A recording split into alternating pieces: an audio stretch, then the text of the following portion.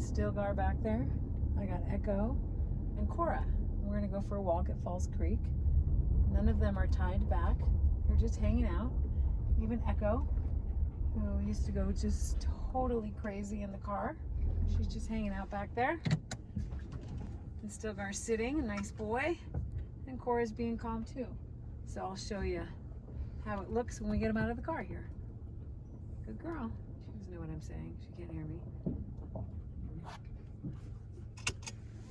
But she knows what this means. It means stay. Let me show you how it looks to get them out. Stay. Stay. Stay.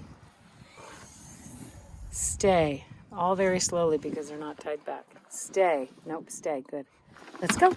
Let's go get away from the road. Come on, this way. This way. Come on. Stilgar. Let's go. Good girl. So good. So good. I like coming for walks here because you can see far and wide. Stilgar, let's go. You can see who's coming from a mile away. You can decide if you're going to... Well, look at that hole. I was kind of curious. Anyway, something lives in there. What's in there? Okay, let's go. You can decide if you're going to avoid somebody or maybe meet them. I don't know. Like, we can just see far and wide. The dogs can see something. This is a great place to use space to help the dogs be more successful because we're never surprised by a person all of a sudden appearing before us. Let's go. Good boy. Remember, let's go means we're just moving on as opposed to come. Good. Sit. Sit. When I say, no, sit, Stilgar, sit. When I say come, it's different than let's go. Let's go is we're moving on. Come is come in and check with me. Check back in, stop what you were doing. They weren't doing anything to, and break. And then we can go again. And then sometimes I'll do a recall like that and put him right to a heel. Let's go. Good boy. And I say, let's go one time. If he wouldn't have come right there, I would have tapped on this red button on the e-collar over here. Or any of them. Let's go. Good. And they came, so I said, good. Let's go. Tap. Good.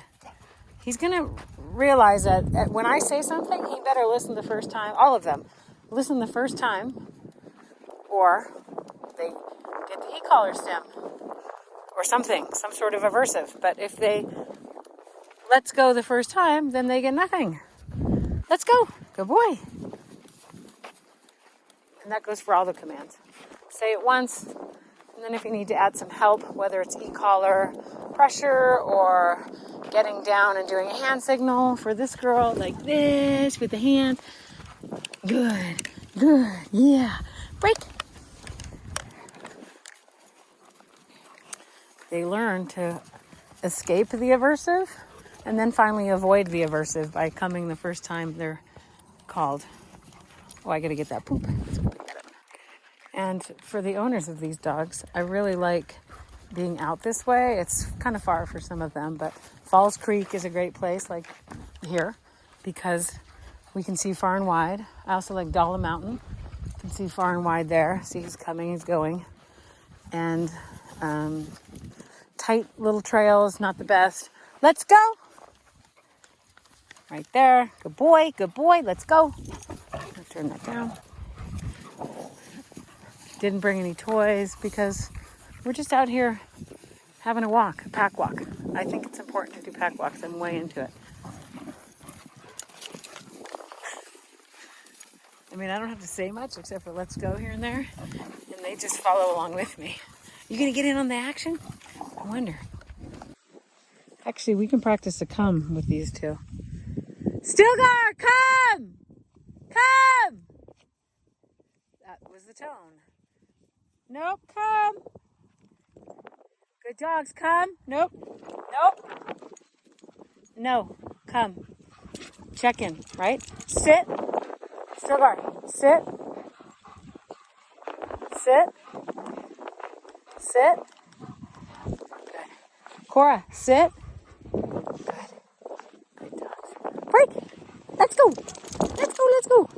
it again. So both of those times, for the recall, they had e-collar tone. And then for the sit, to get Stilgar to sit, he had a little tap on the e-collar pressure. And it went off when he sat. So that was an escape part of practicing a recall and negative reinforcement. Echo's getting in on the action. They're pretty darn cute.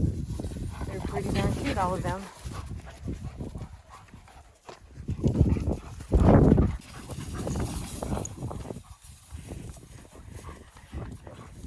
Stilgar's pretty good at playing in an appropriate way for the dog that's in front of him.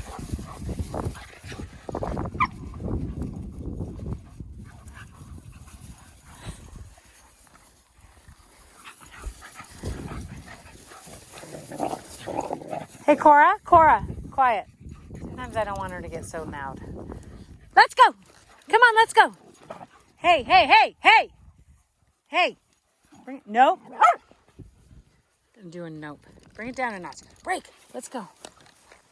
Just want to keep it a little bit under threshold out here. Good dogs. And notice my hey got it for the two hearing dogs. And for her, she saw me and I was doing this across my neck. And I would have vibrated her if she didn't. Come on, let's go. Good dogs. Let's go. None worse for the wear with that. And now that they're not very interested in anything else going on except for him, I'm going to practice a recall when they're not super distracted by something else. Come. Good dogs. Sit. Yeah. Break. Let's go. Good dogs. So it's good to practice some recalls when they're not overly interested in something else, distracted by something else, being reinforced by something else. Come. Good dogs. Heel. Nope. Stilly. Heel. Nope. Hey. Heel. Good. Nope. Heel. Break. That was the other example of come to a heel. Hey, Cora, heel. Cora, heel. Good. Cora, heel. Good. Break. Stilgar. Heel. Stilgar. No. Heel. No. So we're working on his a little more. Stilgar. Heel. There we go. No. Break. Good dog. Let's do one for her. Heel. Break. So a lot of people that watch my videos hear me talk a lot about space, using space to help dogs be successful, using spatial pressure, all kinds of things. And what I want to talk about out here specifically is how we're using space to help them be successful, because they're not going to have something surprise them and come right up on them, where Echo would bark at that probably in the old days. Stilgar would just run up, hey, let's have fun, but he's so big he can be intimidating. Cora would bark when she first got here. So I like having all this space so they can see and we're never surprised. We talked about that. The other thing is around space, because we're not going to be surprised by anything, and there's not going to be like something right in front of their face, meaning 5, 10, 15, even 20 feet away, really close. Let's go. Hey, that was a little much for her. Come on. Echo, a little much. You can't hear me. Come on, let's go.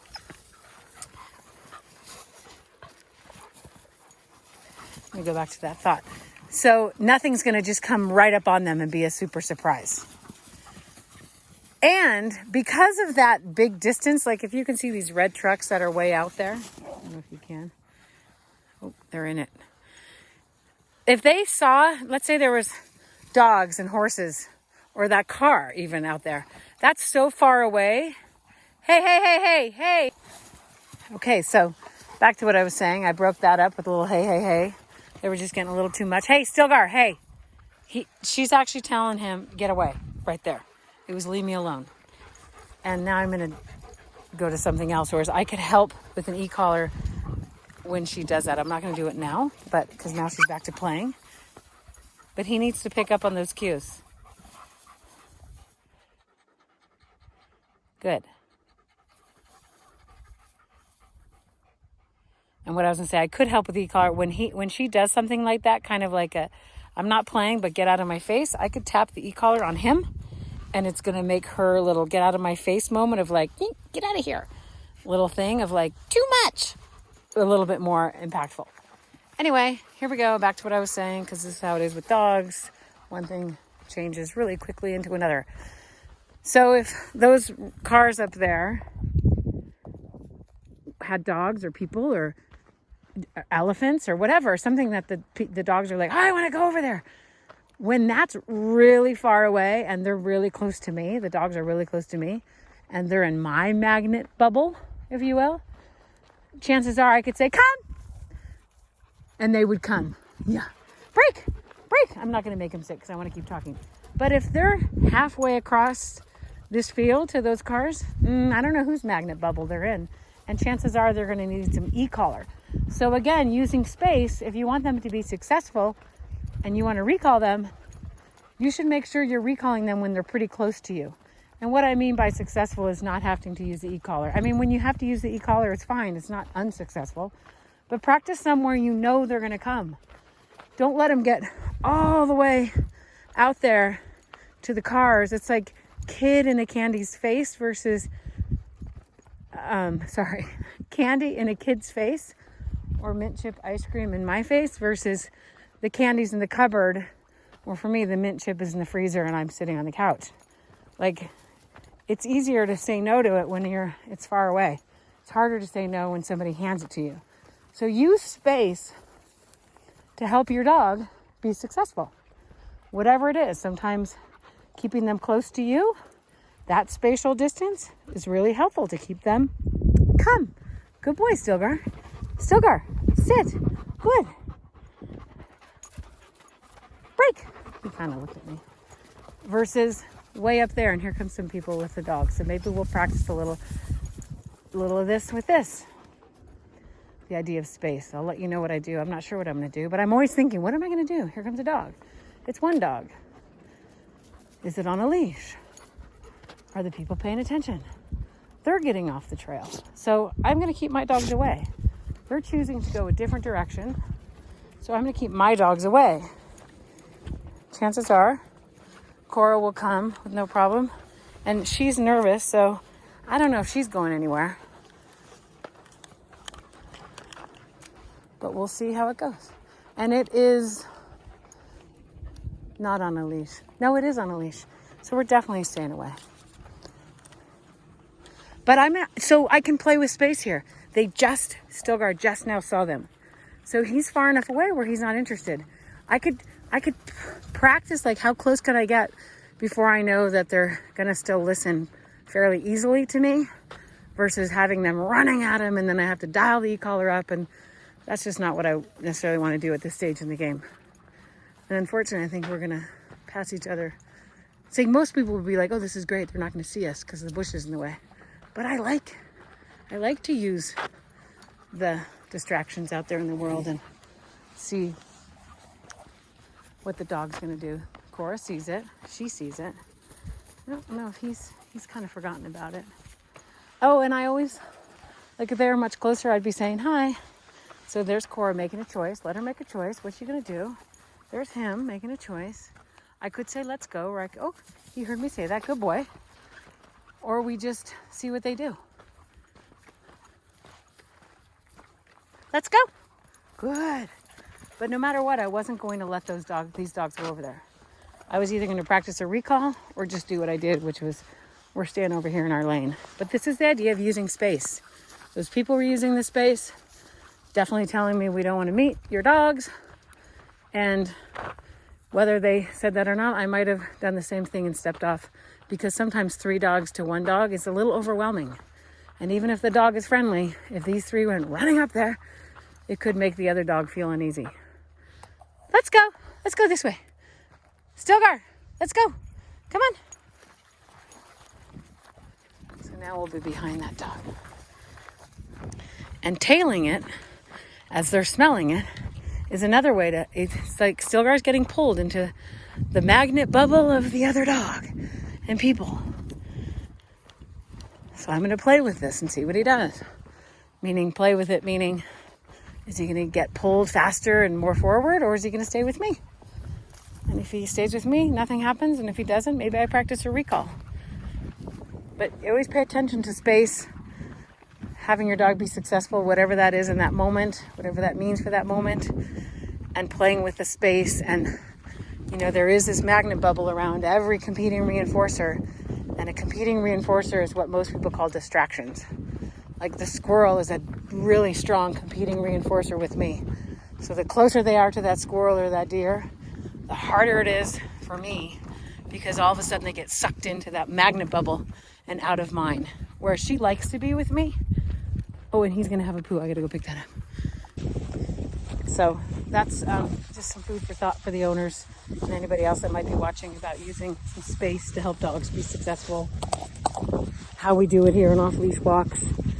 I purposely am picking a time of the day that's not very busy because they haven't all three been here together off-leash like this.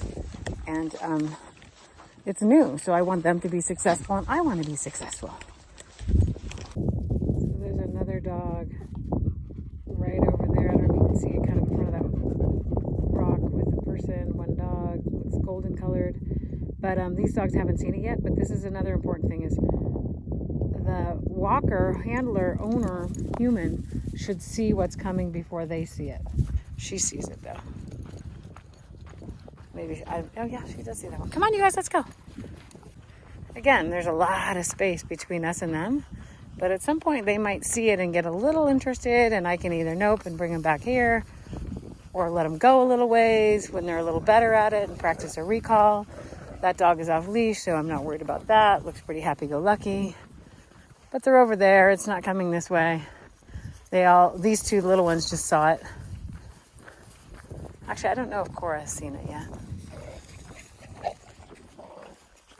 And she gets concerned about it. It's not like she's going to run over there, but she's probably more like, what's happening? Are they going to come over here? So she gets concerned. So she ends up coming back to me. Good girl. Gets a little alert and then comes back to me. There's a runner over there and some people on the boulders. She's going to notice it. She notices everything, man. Her eyesight is super keen because it's less based. She's not based on hearing. She's on visuals. But these guys haven't seen any of... Oh, he just saw it. He just saw it the first time. So we're just going to hang out here and wait because here comes the runner at some point. Oh, now he sees the runner. I don't know if... Oh, now Cora sees the runner. So at some point, he might get pulled over that way. We'll see. And then we'd practice a recall. That's what I would do for this guy. Practice a recall. I'd let him go a little ways. 20, 30 feet, 40 feet, maybe at the most, and then call him back. Good boy. And here comes the bicycle. So we're going to step off the trail. Come here, pups. Come here, pups.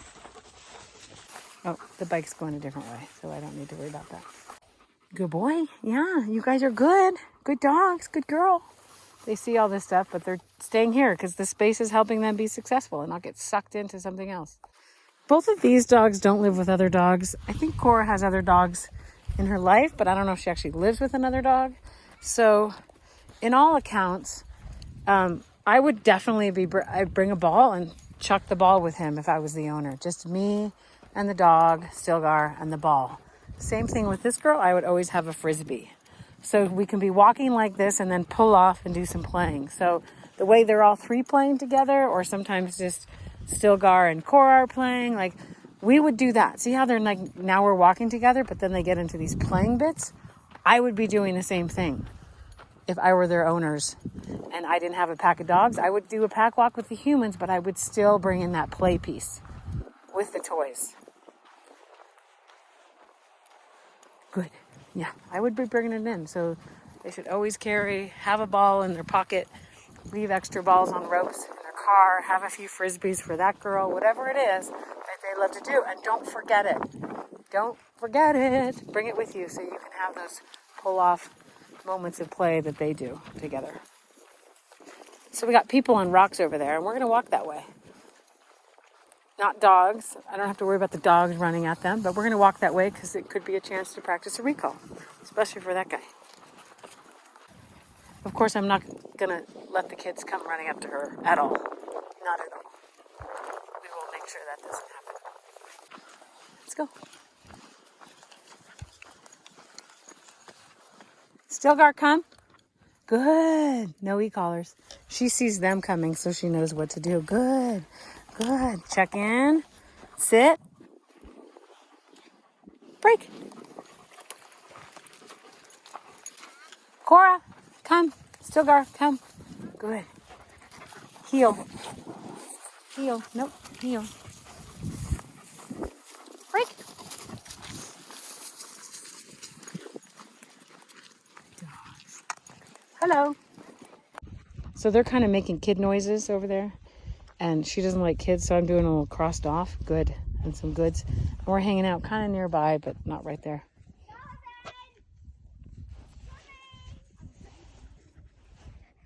Let's go. And then take her away from it. Good job. We don't need to hang out because you don't like it, but it doesn't need to be 100% avoided, does it now? Good girl. So there's a dog and two people way out there. I don't know if they're coming this way. Can't really tell. But something to think about is if we were walking towards them, and I might try it, but these dogs, if it's a friendly dog, these dogs are friendly, except for her sometimes, but she knows to stay away. But anyway, what I would do is as soon as they started to go, I might first practice a recall, get them back. As we get a little closer, maybe practice one more. I'm not talking 20 feet from them. I'm talking maybe 100 feet if they start to go, and then maybe again at 50 feet. And then I'm going to let them go say hi if they kind of want to, or if it seems appropriate. Because this is a very typical off-leash thing to be doing in Colorado around Durango, is rambling around with your dogs and having them running around, meeting people and doing other things.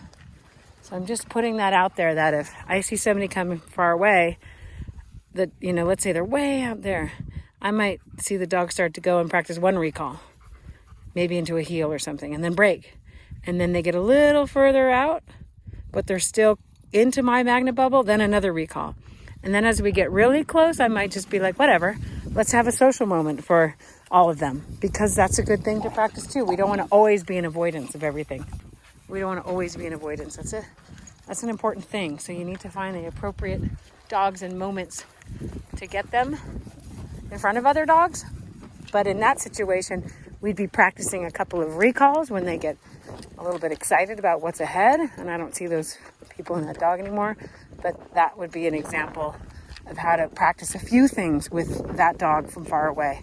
Let's do 2 recalls, and then let's do a little socializing. And there is a little dog near that red truck over there with those people on bikes. And if it so happens that they see it and start to go, I might do what I just described about practicing a recall. But I'm probably not going to let them just go up to that dog, because we're not just walking by and passing. That's actually their truck. The road's there. That's not what we're going to practice, is around somebody else's car or house, that sort of thing. But there they see the dog, I think. At least she does. And I think he just did.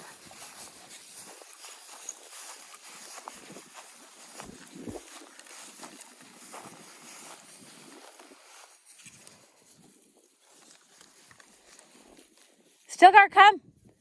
Good boy, bud. Come on. Good boy. Good boy. You're so good. You're so good. Stilgar, sit. Good. Break. Good boy, bud. One thing, this guy has a lot of energy. He has a lot of playful energy. And I just am going to implore that the owners make sure they're playing with him a lot. With that ball, chucking, chasing, retrieving. Because otherwise he gets kind of bitey, like at the hands, like, I want to play.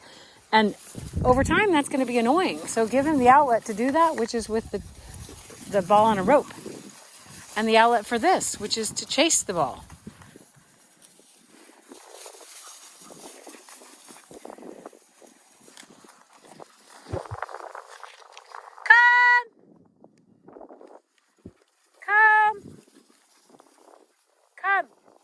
Come. Sit. Nope. Sit. She just is doing it by default because she's seeing them come in. Good. Break! So she's doing it by default. I don't always have my finger right on her vibrate button. Hey, come. Come, heel. Heel. Nope.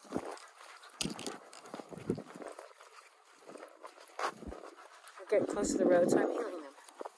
There's that hole again. Heel.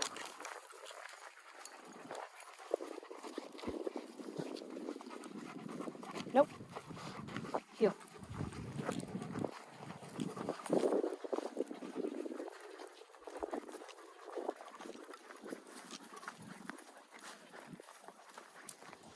Sit. Sit. Stilgar. Sit.